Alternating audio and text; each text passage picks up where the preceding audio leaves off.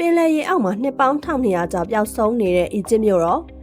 အေယာမမြို့ကြီးတစ်ခုမှာလူတွေထောင်နဲ့ချီပြီးတော့နေထိုင်ကြတယ်ဈေးတွေရောင်းကြတယ်ဖျားเจ้าမှာဝိပြုတ်နေကြတယ်ဒါပေမဲ့မိနစ်ပိုင်းအတွင်းမှာအဲ့ဒီမြို့ကြီးတစ်မြို့လုံးကပင်လယ်ရေအောက်ကိုအစအနရှာမရအောင်နစ်မြုပ်သွားခဲ့ပါတယ်ဒါဟာအီဂျစ်နိုင်ငံရဲ့သမိုင်းမှာတကယ်ရှိခဲ့တဲ့သွန်နစ်ဟီရာကလီယွန်ဆိုတဲ့မြို့တော်ကြီးအကြောင်းပဲဖြစ်ပါတယ်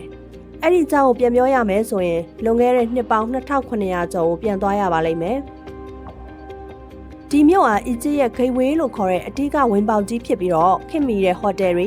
ဈေးဆိုင်တွေဖျားเจ้าတွေနဲ့အရန်ကိုကြီးကားခဲ့ပါတယ်။ဂရိနိုင်ငံကလာတဲ့သင်္ဘောတွေဟာဒီမြို့မှာစိုက်ကတ်တယ်။ကမ္ဘာပေါ်ကအကောင်းဆုံးဝိုင်းတွေအဖိုးတန်ရွှေတယ်တွေနဲ့ပြည့်နေတဲ့မြို့လေးတစ်မြို့ပါ။ဒါပေမဲ့ဒီလောက်ခမ်းနားတဲ့မြို့ကြီးဘာကြောင့်ရုတ်တရက်ပျောက်သွားတာလဲ။ဒါဟာသမိုင်းမှာအဖေရှာရခတ်တဲ့ပုံစံတစ်ခုဖြစ်ခဲ့ပါတယ်။ဒါပေမဲ့သိပ္ပံပညာရှင်တွေရဲ့မျက်မှောက်ခေတ်သုတေသနတွေအရ AD 800စုနောက်ပိုင်းမှာပြင်းထန်တဲ့သဘာဝဘေးအန္တရာယ်တွေတပြိုင်နက်တည်းဖြစ်ပေါ်လာခဲ့ပါတယ်။ပြင်းထန်တဲ့ငလျင်တွေလှုပ်ခတ်မှုတွေနဲ့အတူဒီရေလှိုင်းကြီးတွေကမြို့ကိုတိုက်ခိုက်ခဲ့ပါတယ်။မြို့ကိုတိဆောက်ထားတဲ့မြေသားဟာလည်းနိုင်မြစ်ဝကျုံပေါ်ကရှုံစိမ်းမြေသားဖြစ်တာကြောင့်ပြင်းထန်တဲ့တုန်ခါမှုဒဏ်ကိုမခံနိုင်ပဲမြေသားပျော်ပြောင်းပြီးမြို့တစ်မြို့လုံးကိုပင်လယ်ရေအောက်ဝါးမြို့သွားခဲ့တာပါ။မိနစ်ပိုင်းအတွင်းမှာခမ်းနားလှပတဲ့မြို့တော်ကြီးဟာရေအောက်ကဘာရဲ့အစိပ်ပိုင်းတစ်ခုဖြစ်သွားခဲ့ရပါတယ်။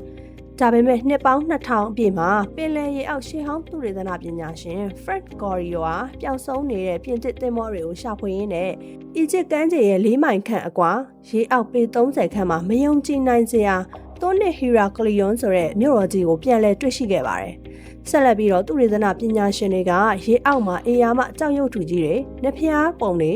ရွှေတင်းငါးပြားတွေနဲ့ကုန်တင်သင်္ဘောပေါင်း60ကျော်မပြတ်မစီးပဲဆက်လက်ရှာဖွေတွေ့ရှိခဲ့ပါတယ်။ထူးဆန်းတာကဒီပစ္စည်းတွေကနှစ်ပေါင်း1000ကျော်ကြာခဲ့တာတောင်မှရေအောက်မှာတဲတွေဖုံးလွှမ်းထားတာကြောင့်မပြတ်စီးပဲရှိနေတာပါ။မြို့တော်ရဲ့အလဲပုံမှာရှိတဲ့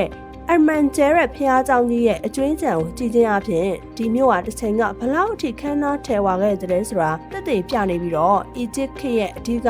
အကောက်ခွန်ဌာနအဖြစ်ဆောင်ရွက်ခဲ့တာကိုဂရိစာသားပါတဲ့ကျောက်စာရိုင်းတွေကသက်သေပြနေပါတယ်။ဒီအဖြစ်အပျက်ကိုကြည်ချင်းအဖြစ်လူတွေကဘလောက်ပဲခမ်းနားထဲဝါအောင်တိစောက်နေပါစေ။တဘာဝတရားရဲ့အင်အားရှိမှာတော့တင်းငယ်လုံးတယ်ဆိုတာကိုပြသနေပါတယ်။အခုထိလည်းဒီမြို့တော်ရဲ့900%လောက်ကိုပဲတူးပေါ်ရသေးတာမို့လို့ပင်လယ်ရေအောက်မှာဘလို့လှုပ်ဝက်ချက်တွေကြံနေအောင်မလဲဆိုတာစိတ်ဝင်စားစရာပါပဲ။တင်ရောဒီလိုရေအောက်မြို့ကြီးတွေကိုသွားရောက်လေ့လာကြသလားဆိုတာ comment မှာပြောခဲ့အောင်နော်။ဒီလိုမျိုးကမ္ဘာလှုပ်ဝက်ချက်တွေအကြောင်းကိုပိုမိုသိကျင်နေဆိုရင်တော့ channel လေးကို follow လုပ်ထားခဲ့ဖို့မမေ့နဲ့အောင်နော်။